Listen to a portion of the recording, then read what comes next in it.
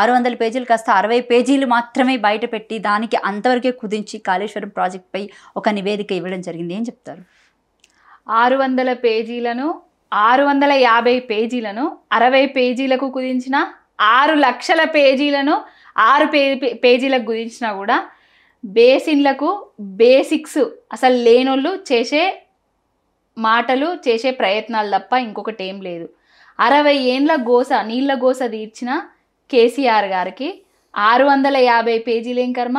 6 లక్షల పేజీలు తీసుకురండి, రాయండి. ఆయన మీద ఇంకెన్ని రాస్తారో, ఎంత నెగిటివ్ చేస్తారో, ఎంత డ్యామేజ్ చేయాలని చూస్తారో చెయ్యండి. ఎన్ని రాసినా ఎన్ని చేసినా కూడా అది ఘోష్ కమిషన్ లెక్క కనిపిస్తలేదు. రేవంత్ కమిషను కేసీఆర్ గారి మీద లెక్క కనిపిస్తుంది, అంతే తప్ప ఏం లేదు. రైట్. వాళ్ళకి ఏమర్థమైందో దాంట్లో ఏమర్థమైంది? ఘోష్ అని పదే వాళ్ళు మాట్లాడడం ఏందో, అసలు కాళేశ్వరం అంటే తెలియనోళ్ళు, నీళ్ళ అవస్థల గురించి తెలియనోళ్ళు, నీళ్ళ గోస తీర్చిన కేసీఆర్ గారిని ఏ విధంగా బదనాం చేస్తున్నారో ప్రజలందరూ గమనిస్తారు. క్యాబినెట్ ఆమోదం లేకుండా దాన్ని ముందుకు తీసుకెళ్లారు అని చెప్పేసి ఇటు కాంగ్రెస్ పార్టీ ఆరోపిస్తుంది. ఇందాకనే హరీష్ రావు గారు పీపీటీ పేపర్ ప్రెజెంటేషన్ ఇవ్వడం జరిగింది, పవర్ పాయింట్ ప్రెజెంటేషన్ ఇవ్వడం జరిగింది, వివరించడం కూడా జరిగింది. అసలు క్యాబినెట్ అప్రూవల్ ఉందా లేదా, తుమ్మిడిహెట్టి దగ్గర ఎందుకు కట్టలేదు, కట్టడానికి ఎవరు పర్మిషన్ ఇవ్వలేదు, తుమ్మిడిహెట్టి దగ్గర అంత నీటి లభ్యత ఉందా లేదా, మళ్ళీ తర్వాత క్యాబినెట్ అప్రూవల్ తీసుకొనే మేడిగడ్డ దగ్గరికి షిఫ్ట్ చేసిండ్రా అనేది సాక్ష్యాధారాలతో సహా ఈరోజు హరీష్ అన్న గారు వివరించడం జరిగింది. అసలు కాళేశ్వరం ప్రాజెక్టు ముందు నుంచి అధికారంలోకి రావడానికి కాళేశ్వరం ప్రాజెక్టు మీద బురద జల్లిండ్రు.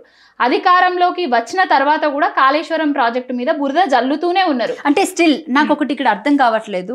రానున్న రోజుల్లో ఇటు sarpanch elections, ZPTC, MPTC elections ఉన్నాయి, దాని తర్వాత బై ఎలక్షన్స్ కూడా ఉన్నాయి, దాని తర్వాత జీహెచ్ఎంసీ ఎలక్షన్స్ ఉన్నాయి. ఇప్పుడు మళ్ళీ ఈ కాళేశ్వరం ప్రాజెక్ట్ని సడన్గా మళ్ళీ తెర మీదకి తీసుకొచ్చి పీసీ ఘోష్ కమిషన్ తర్వాత 6గురితో కలిసి మళ్ళీ కమిటీ వేద్దామని చెప్పేసి అని చూస్తున్నారు. అంటే ఏంటి, మౌత్ పబ్లిసిటీ మళ్ళీ స్టార్ట్ అయిందని అనుకోవచ్చు. అంతే కదా, mouth publicity, negative publicity start చేయడానికే ఇవన్నీ చేస్తున్నారు. 420 హామీలను, 6 గ్యారంటీలను డైవర్ట్ చేయడానికి కాంగ్రెస్ చేసింది ఏం లేక, చెప్పుకోవడానికి ఏం లేక కేసీఆర్ గారి మీద బురద జల్లే ప్రయత్నాలు. అంటే మొన్న జరిగిన జనరల్ ఎలక్షన్స్ లో కూడా క్లియర్ గా కనిపించింది, మేడిగడ్డ అనే అంశాన్ని పెద్ద ఎత్తున చేసుకొని దాన్ని మౌత్ పబ్లిసిటీ చేసి మేడిగడ్డ బ్యారేజ్ కుంగింది, సుందిల్లా పగిలింది అన్నారు, అట్లా అయింది ఇట్లా అయింది అని మాట్లాడి ఎంత పెద్ద అంటే పార్టీకి డ్యామేజ్ చేసి వాళ్ళు గెలిచారనే కనబడుతుంది తప్ప ఎక్కడ అంటే ఏం జరుగుతుంది అంటారు? మరి టీఆర్ఎస్ పార్టీ దీన్ని పూడ్చుకోగలుగుతుందా?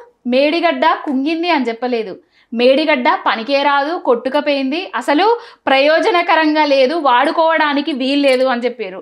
సుందిల్లా అన్నారం దగ్గర బుంగలు వచ్చినాయి, దాంట్లో నీళ్లు ఎత్తిపోసే పరిస్థితి లేదు అని చెప్పిండ్రు.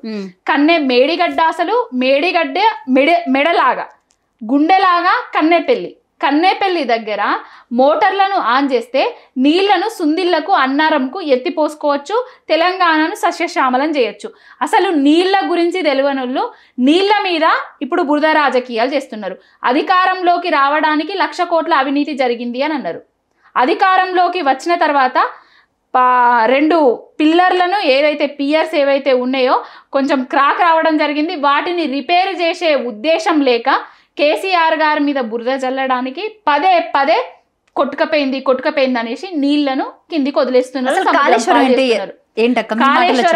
కాళేశ్వరం అంటే ఓన్లీ మేడిగడ్డ కాదు, కాళేశ్వరం అంటే 3 బ్యారేజీలు, 15 రిజర్వాయర్లు, 19 సబ్ స్టేషన్లు, ఎన్నో గ్రావిటీ కెనాల్స్, 1530 కిలోమీటర్ల మేర కెనాల్స్ ఉంటాయి, 560 మీటర్ల ఎత్తుకు నీళ్లను ఎత్తిపోస్తుంది, 140 టీఎంసీల నీటి వినియోగం ఉన్నది.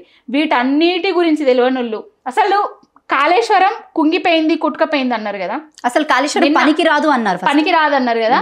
నిన్నటికి 2 రోజుల క్రితము నందిమేడారం దగ్గర పంపును ఆన్ చేయడం జరిగింది. ఉత్తమ్ కుమార్ రెడ్డి గారి పర్యటన ఉన్నదనేసి. ఆ నందిమేడారం ఎక్కడిది? కాళేశ్వరంలో అంతర్భాగం కదా. మళ్ళా రామడుగు దగ్గర పంపులను ఆల్ చేయడం జరిగింది, అదెక్కడిది? కాళేశ్వరంలో అంతర్భాగం కదా.